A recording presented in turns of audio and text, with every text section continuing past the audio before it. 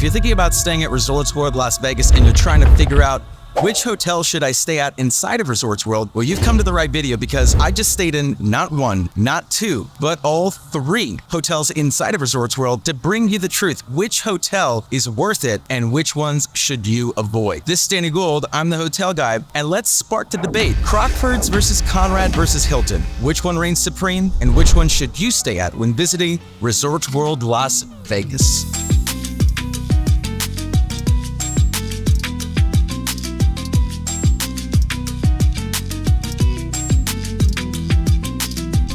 All right, so I am back. Man, I'm a lot tanner after Vegas, I gotta say. I've had a few weeks now since my stay at Resorts World and had some time to think about just the experience overall and really had some time to internalize how I feel about all of the properties, right? Because all of the hotels are slightly different and I've had some more time to think about what I liked and what I didn't like about my experience at each one of the hotels and then my experience at Resorts World in general. So the debate, Crockfords versus Conrad versus Hilton, there are only certain things that we can really judge each property off of because the truth is that the vast majority of the things that you would normally rate a hotel on are shared by all three properties. And so there's really very few things to judge each individual one off of. And that would be the lobby, the room layout and just like the rooms in general, and then like the amenities that you get, the different amenities that you get by staying at each one. So first I want to talk about the Hilton. The Hilton was the most basic of the three. So when you go into the room, obviously like you're there and it just kind of feels like standard.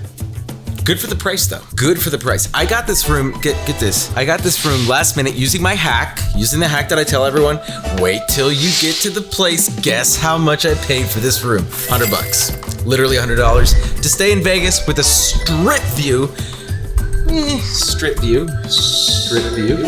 It wasn't bad, but it wasn't like luxurious by any stretch of the imagination. That being said, when you look at the price tag on the Hilton versus a lot of the other hotels on the Strip, I really think that if they continue to price the room where it's at, which Resorts World, my understanding and just my gut feeling tells me that they are trying to penetrate the market, and they're doing that by basically discounting all of their rooms to the point where they're getting a lot of people in there and they're trying to get people to like it, right? To get used to it. And then after a certain amount of time, once they penetrate the market, once they get to a certain occupancy level year round, then they're going to start increasing the rates. That would be my assumption. But nevertheless, I digress. If they keep it where it's at or keep it close to where it's at right now, I could see the Hilton being one of the best values, if not the best value on the Strip.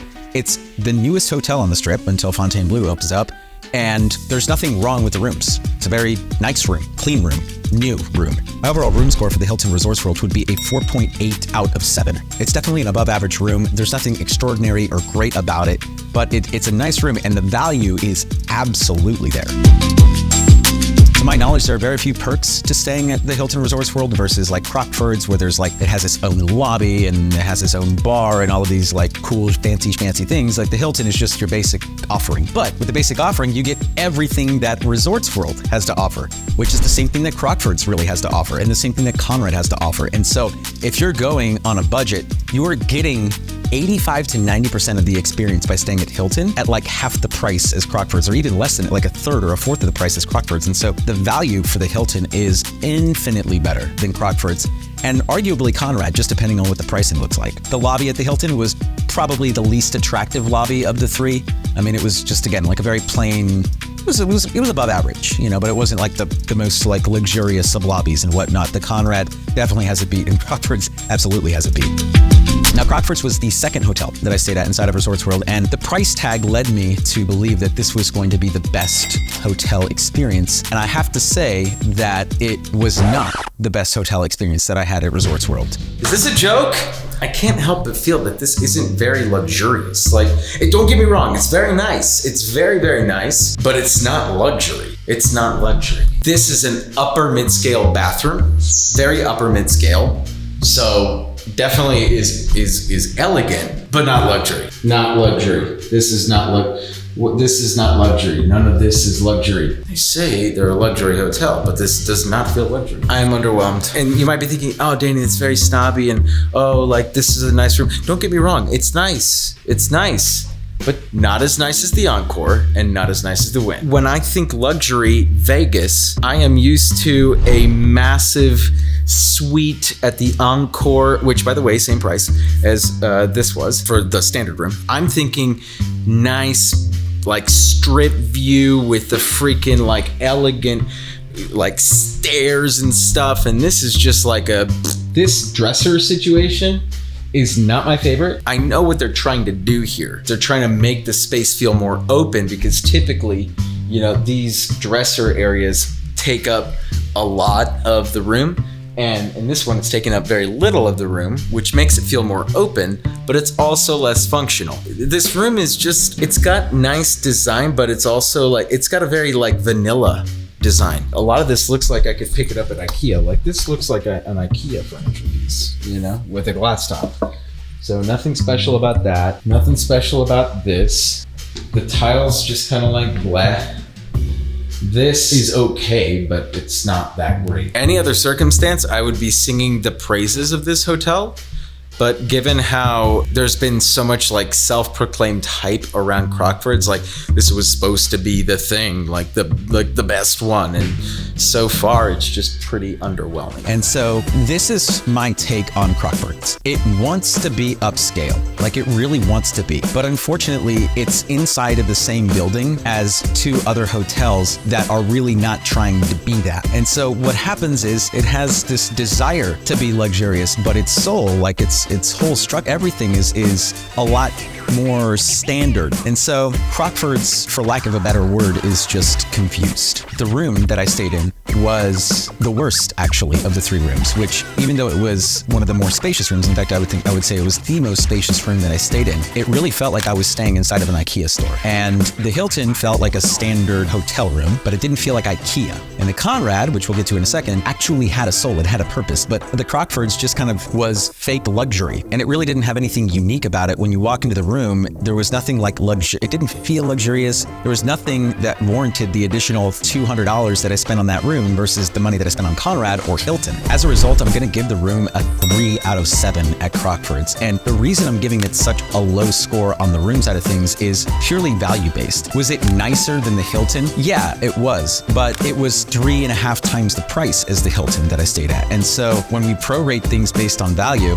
the Crockfords Hotel is infinitely less valuable than the Hilton. And so for that reason, I have to give it a really low score. Lastly, my third say was at the Conrad inside Resort Circle. And finally, when I walked into the room, because I had not had the greatest experience at the Hilton, it was okay, but it wasn't awesome. Crockfords was a massive letdown. And so I kind of walked into Conrad thinking like it's going to be kind of the same thing. Okay, let's step inside the bathroom here and boom. Okay, I see you, Conrad. I see you, Conrad. All right, you know what? I am already liking this room a lot better than I did the Crockfords. And it's way cheaper too. It's so weird. Okay, so these doors, okay, moment of truth.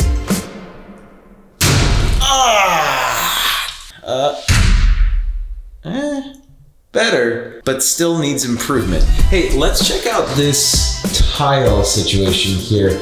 Look at the rain shower. Dude, this room here at the Conrad, it's a standard room here at the Conrad. I did not get an upgrade or anything. I was just trying to get inside my room so I can get down to the pool and to the gym. Okay, so I really like this tile accent thing that they got going on here. And, okay, this is nice. They did not have something like this that I can recall at the Crockfords. And if they did, like this little seating ledge thingy, which, you know, if you're coming here with a significant other, I'm sure that you can find novel and interesting ways of utilizing that. Look at this very nice counter here.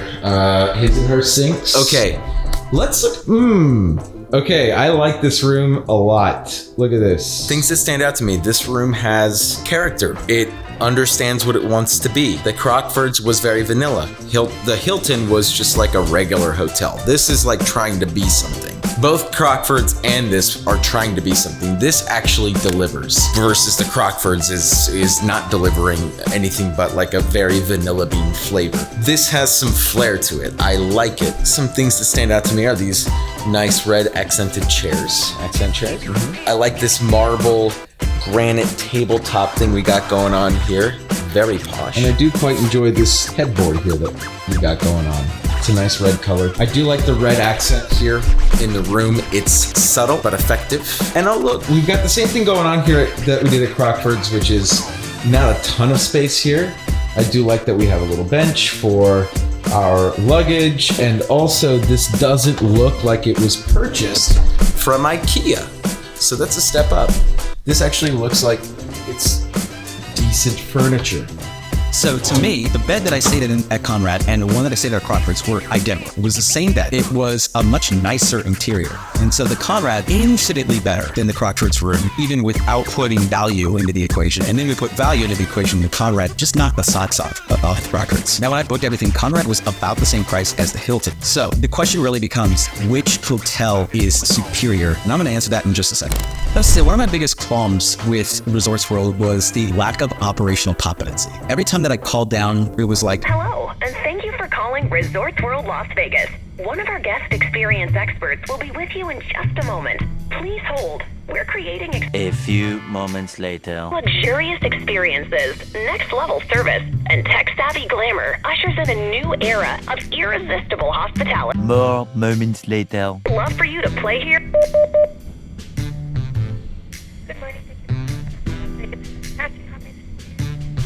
Hello? Hi. I can Party? I can barely hear you, miss. Can you hear me now? Much better. Yeah. Okay. I got to talk to one person and another person, and then they say, yeah, I'm bringing the bellman up, and then the bellman never shows up, and then I call back down again, and the bellman shows up like 30 minutes later, and I'm sitting there just kind of pissed off because I just wasted like 2 hours of my life. And this sort of operational incompetency is very unlike Las Vegas. Most of the other great hotels that I stay in Vegas, Wing, Encore, Venetian, Palazzo, Cosmo, these are like the top players, the top heavy hitters in Vegas. I've stayed in all of them. Operationally speaking, they are lights out, so freaking good. All those hotels have their operations dialed in, whereas Resorts World, when you call them and everything is like, no one has their stuff together. It's like, calling into a credit card company and you're passed off into this sea of like call center disorganization. And that's what it felt like at Resorts World. The lobby at the Conrad was very nice, but the lobby at Crockfords takes the cake. And you can really only get into the lobby of Crockfords supposedly after you've checked in, so it's not really a lobby. But inside of the Crockfords lobby, it has its own bar, and it is beautiful inside. If there's one thing Crockfords got right, it was that lobby. If the hotel rooms mirrored that lobby, it would be a 10 out of 10 stay. But that lobby was the only positive differentiating factor of Crockfords versus Conrad.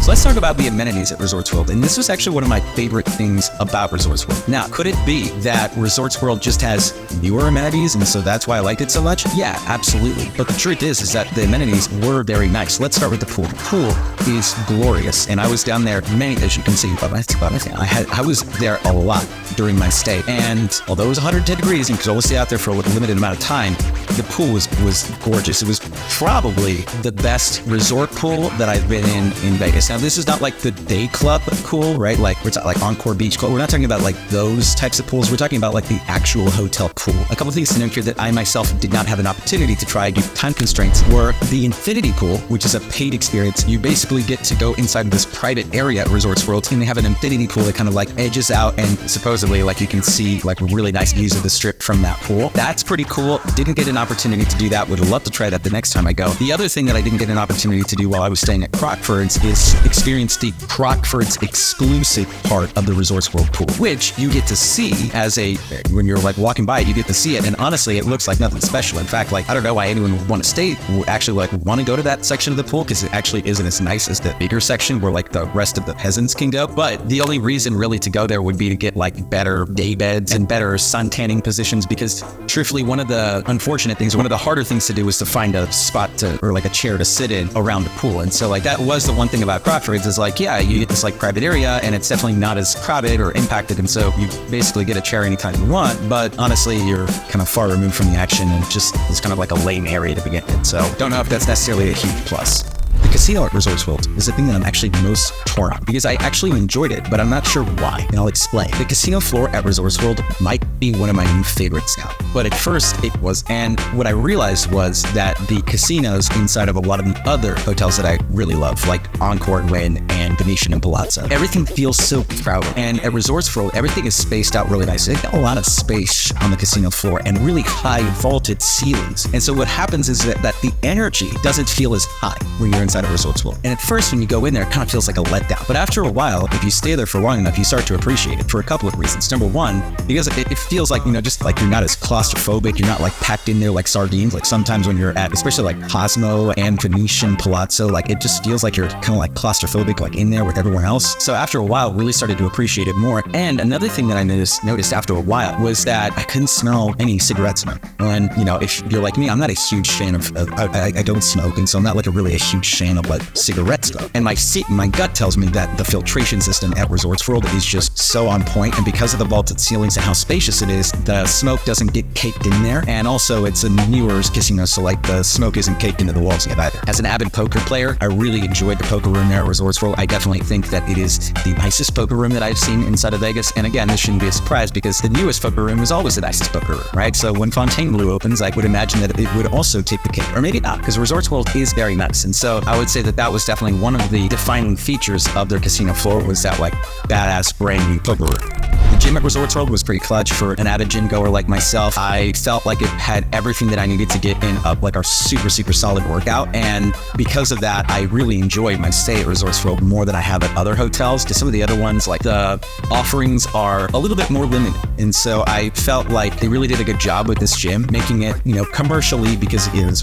But for a CrossFit guy like myself, could also get in a great CrossFit kind of workout inside of that gym too, which means they have a lot of great high quality equipment. One amenity that I did not get an opportunity to try out that I would absolutely love to hear your feedback on if you have gone is the spa. So I did not get to use the spa at Resorts World. So if you have used the spa and you liked it and didn't like it, leave your comments down below. We'd love to hear your thoughts. Now let's talk about the dining options at Resorts World. And I gotta say that there were some high highs and some very low lows with the dining inside of Resorts World. And I didn't get to try every option at Resorts World, and I would say that actually I'd probably tried less than a quarter of the options. There's just so much dining on site. But these were the restaurants and the dining experiences that I got to try when I was there. I went to Viva, I went to CarverSteak, I went to the kitchen, I went to Doghouse Saloon, I went to Suns Out, Buns Out, oof, those. And of course, boba time. I got boba. And tiger sugar. Hashtag boba for life. I love Mexican food, and Viva was a massive disappointment. It really sucked. There's really no other way to describe it. It was just horrible. And the high of the highest of the highs was CarverSteak. CarverSteak was incredible. It was one of the best steak dinners that I've ever had, period. Now, definitely a little overpriced, but it was really, really good. I had a strip loin there, which I had never had before, and it's a really rare cut of meat. I've never seen it on the menu before, but it's very tender, and it was like kind of like a filet mignon, but not really. It was very lean cut, so it was delicious. It was cooked perfectly. And pray tip, if you are going to CarverSteak and you are looking for a side dish, look no further than the hand-cut fries. The French fries there are to die for. I don't know how to describe it other than like it just like melt in your mouth French fries. It's unlike any other French fry I've ever had in my life, and I've tried a lot of French fries. So if you're into French fries, and even if you're not into French fries and just like kind of like potatoes or whatever, well, trust me, the fries will not disappoint me. I had breakfast at the kitchen twice when I was at Resorts World, and I gotta say that it was very good. It was tasty. I had like a really like simple omelet or whatever, but like the food was well cooked. The potatoes were like really well cooked. It was a good temperature, because like sometimes, I don't know, sometimes these restaurants in Vegas, like the food comes out cold sometimes. So it actually was pretty good. So kitchen, I would recommend it for breakfast. Obviously you're getting Vegas prices, so it's not like the value is necessarily there, but it was really, really good. And I'd highly recommend if you're a breakfast person. I'm not, but a couple of days there I was, because hashtag Vegas. I was very impressed. Suns Out, Buns Out is open very late. It might even be open 24/7, because I believe I ate there at like 4 a.m. Shh. Don't say anything. Don't judge me. All right. I was up late. I had their chicken sandwich there, and I gotta say, it was to die for. And furikake fries were also equally as delicious. So if you're looking for some late night drenching food, Suns Out, Buns Out is a 10 out of 10. While many might have something negative to say about the location of Resorts World, seeing as how it's on the end of the strip, I would say that for me, at least, it is on the right side of the strip. And that is because it is close to all of the hotels and casinos that I personally love. Encore, Wynn, Palazzo, Venetian, and it's not that far away from Cosmopolitan. So depending on what side of the strip you're staying on, unless you're staying center strip, you're super close to Cosmo. But otherwise, it doesn't really matter, because Cosmo is really pretty much in the middle. Same thing with the Waldorf, another one of my favorite hotels. It's smack dab in the middle. So anyway you slice it, the cap there is actually from Resorts World, to any of those hotels was less money than it was going the opposite way. And so if you are really into the more modern side of the strip, I would recommend Resorts World. I would say that that's a very good location. It's a solid location. Now, it's no secret, I've been to Vegas a lot, dozens of times. And one of my favorite experiences to date was at the Allé Lounge on the 66th floor of Resorts World. The lounge itself, the drinks are good, but the view from that lounge is the best view I had ever seen on the strip, period. And I've been in some of the highest suites inside of Encore, inside of Wynn. I've stayed on the 60th floor here at Resorts World, but I've got to say that this view on top of Resorts World is to die for. And you have to see it, you're going to see videos and stuff of it and everything. No, you have to go and experience it for yourself. Go out there at 10 p.m. at night, and it is magnificent. Now, the sad thing for me is that I was there about a week before the Sphere turned on for the first time. I could only imagine, because you can see the Sphere from top. I could only imagine what that skyline looks like with the addition of the Sphere. Oh my God, it is sexy as shit.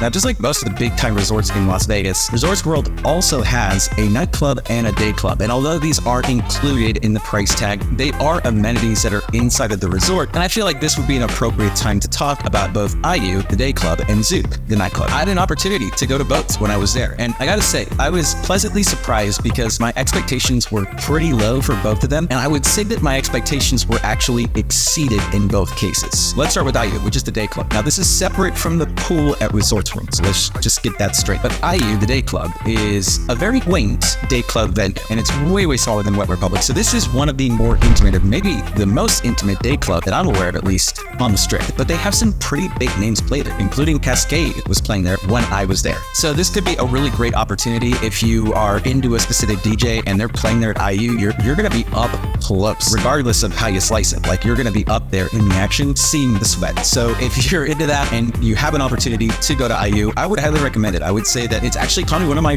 more favorite venues. Now, I wasn't there when it was super crowded, and so that could change, because as an intimate venue, I could see it getting super, super congested. I wasn't there when it was congested, so I can't really say whether or not it gets congested, but I could definitely see that venue getting super packed. And if it was, then it might not be as enjoyable of an experience. Zouk was also a very enjoyable experience when I went. Let's talk about some of the things that I liked, and we'll talk about some of the things I didn't like. What I liked about it was the table layout. I thought that there were plenty of tables inside of Zouk, and even though we didn't get a table that night when we were there, the way that they were laid out and everything made it so that all of the tables had really good vision for like the DJ booth and everything. And if I were to go again, and if you were to go and you have the resources, I would say like a table is a good investment, because like you're going to be able to see the DJ, and the rest of the entire club gets pretty packed, as most Vegas clubs do. And so I thought the table layout was really good inside of Zouk. I also thought that the overall like ceiling, like all of the lights and everything were like super cool. The one thing I didn't like was that it was a total Omnia knockoff in a lot of ways. So if you've been to Omnia, you'll know that like the piece de resistance, so to speak, is that dancing chandelier that goes up and down. And basically Zouk totally ripped that off. They also kind of tried to rip off the indoor-outdoor vibe that Excess has going on over at Encore and Wynn. So at Excess, it's kind of like an inside-outside kind of ordeal altogether. And they tried to knock that off. I'm not sure if like they failed or like whatever, but IU and Zouk are right next to each other. And there are tables and spots of the club that are actually outdoors into IU, but they didn't really make full use of that space. So I'm not really sure what was going on. Maybe that night it wasn't as crowded, so they just decided that it was like they didn't need to have access to the full IU, because that would have been really cool and something that would be out of the ordinary, is to have access to the full outdoor day club and nightclub at the same time and have it like be one big party. So if they were to do that in the future, I could see that being super cool. They didn't do that when I was there, but they were sort of trying to knock off that Excess vibe. So I got that vibe when I was there. Another thing I loved about Zouk was this bar in the round concept that they have as you walk in. I haven't really seen a lot of these types of concepts inside of nightclubs specifically in Vegas, and so I thought they made good use of the space, and I really enjoyed the overall layout of the club at Zouk. It just did feel like a little bit of an Omnia/Excess ripoff at the end of the day. Wow, there were a lot of amenities inside of Resorts World, and while some were underwhelming, a lot of the amenities inside of Resorts World knocked it out of the park. And so for that reason, my overall amenity score for Resorts World Las Vegas is a 5.88 out of 7. And now that brings us to the overall staff and experience score. I have to say, most of my interactions with staff were good. Some of them were even more than good. Some of them were really great. Unfortunately, the operational incompetence of Resorts World in general, especially when I was like trying to get things done, like order bellman up to my room and like even get inside of my room for the first time. And not only that, but I wasn't the only one that had issues. My buddy Hans, who was there for a couple of the days. It was good until someone tried to get into my room when I wasn't checked out yet. What? Yeah, they gave my room to someone who was checking in on today.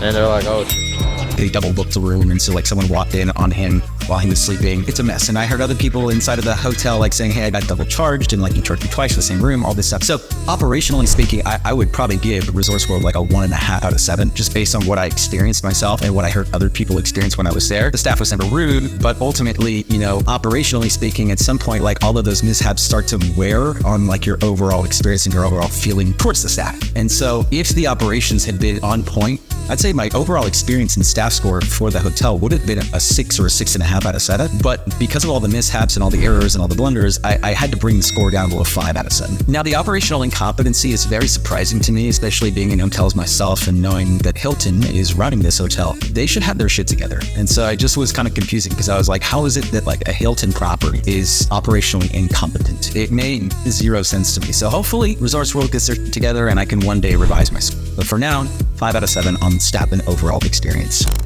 So that brings us to our final score here for the Hilton Resorts World. And after considering everything, the Hotel Guide official score for the Hilton Resorts World is a 5.2 out of 7. I liked it. I didn't love it at the Hilton. But the main determining factor here, the reason the score is as high as it is the value. The value for the Hilton on the Strip is probably the best value I've ever seen. You can get a room at the MGM for basically the same price, but if I had to stay at either Resorts World or MGM for the same price, I would 1000% every day of the week stay at Resorts World. So that brings us to our final score here for the Crockfords, and the Hotel Guide official score for the Crockfords Resorts World Las Vegas is a 4.7 out of 7. A very disappointing score for a hotel that has been self-hyped for so long. There's an arrogance there that is simply not justified at Crockfords. You know, like 85% of the things at Hilton, 90% of the things at Conrad for like a third or a fourth of the price. Not worth it. Don't stay there. Garbage. And that brings us to our final score here at the Conrad Las Vegas. And after much deliberation, I decided to give Conrad a score of 5.55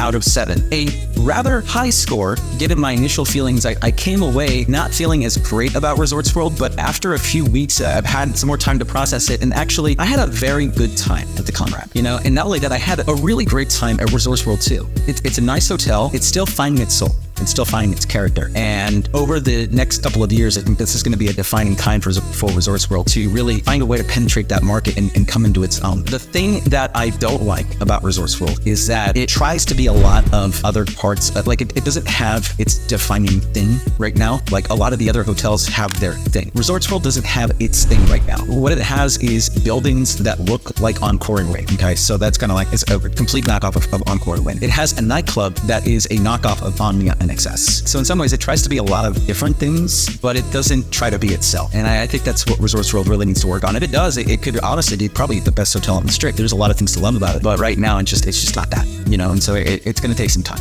But definitely really enjoyed my stay at the Conrad, and I would recommend that if you can get a good price on the room, to stay there. If you can get a better price at Wynn, if you can get a better price at Palazzo, you can get a better price at Cosmo, unlikely. But if you can get a better price at those, I would stay there over Resorts World in a heartbeat. But if the savings are there at Resorts World, as long as they're there, I would say the value is absolutely there as well.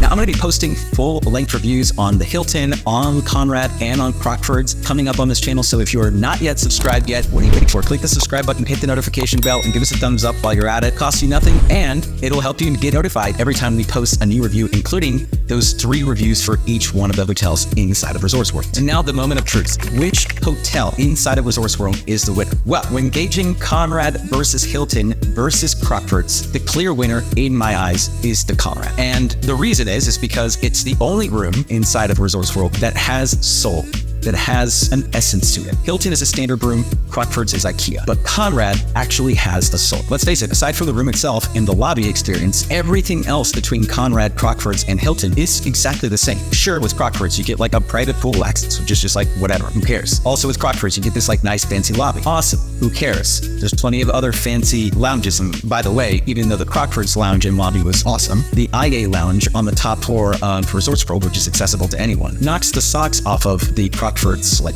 private lounge. So who cares? I'd rather spend my time at the top of Allé Lounge and pocket the extra $300 a night that I'm going to save by staying at either Hilton or Conrad. Now, the value at the Conrad when I was staying there was much higher than Hilton because I enjoyed the room experience a lot better at Conrad, and Hilton was about the same price. But if Hilton were significantly cheaper, or if Conrad became more expensive and rose to the level of Crockfords, I would say that I would pick the Hilton over Conrad and Crockfords in that case. So it really, at the end of the day, for me, comes down to price when staying there. And I would say that maybe Conrad is worth like an extra $50 a night, maybe an extra $75 a night if you're getting like a nice strip view and higher floor. But honestly, like, I don't know if it's worth much more than $50 to $75 a night at Conrad, given the fact that you're getting all of the same amenities by staying at Hilton that you're getting by staying at Conrad. And there's no way that Crockfords can justify that insane price tag on their rooms when literally 90% of the amenity offerings are the same across all three brands. This is Danny Gould, everyone. I'm the hotel guy, and I will catch all of you in the next video.